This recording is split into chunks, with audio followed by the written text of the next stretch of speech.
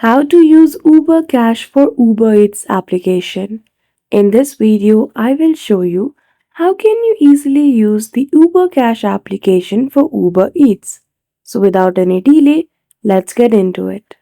For that, firstly open the Uber Eats application and go to your account section. You will see the little account icon at the bottom. Simply click on it. Then after, in account you will see the option of wallet.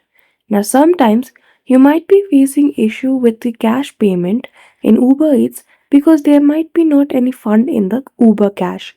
So simply add fund and click on the option of auto refill. Then after, choose any one of the option according to the order you have made in Uber Eats. Then after click on add fund and you are good to go. So that's it. That is how easily you can use Uber Cash for Uber Eats application.